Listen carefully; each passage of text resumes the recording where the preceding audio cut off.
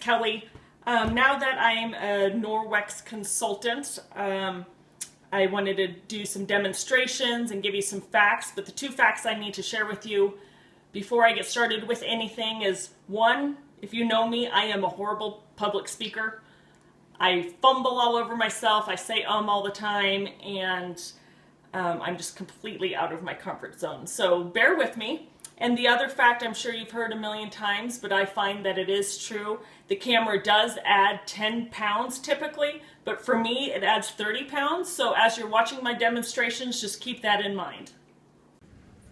Okay, what sets this cloth apart from all the other cloths that are out there, like the ones from Bed Bath & Beyond and Walmart, is it does hold 7 times its weight in water, so it's extremely absorbent.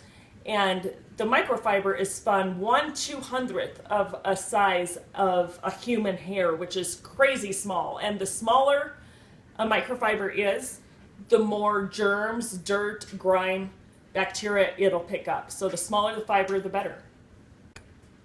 One of my favorite reasons as to why these are so much better than all the other microfiber cloths out there is because Norwex cloths are embedded with silver, and silver is a natural antibacterial, a natural sanitizer.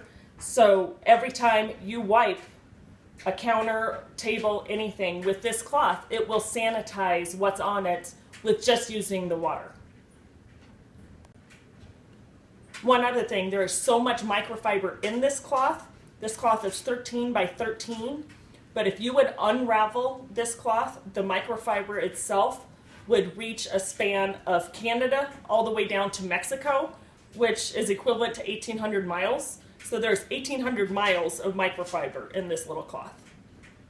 Okay guys, the little demonstration that I'm going to show you, in my opinion, is the #1 reason why people decide to ditch all their chemical cleaners and go with Norwex. What I'm going to do is take a piece of raw chicken and I'm going to rub it on my counter. And this EnviroCloth is going to pick up every speck of that bacteria and protein.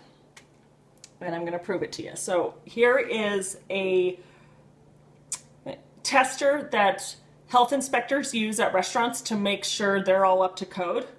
So I'm going to get the swab out. I'm going to run the swab all over that chicken juice. Put it back in. I'm going to break the seal. And when the solution gets down there, when there's signs of protein and bacteria, it turns purple, but it takes a couple minutes. So now what I'm going to do, I'm going to take my EnviroCloth and I'm going to go saturate it with water.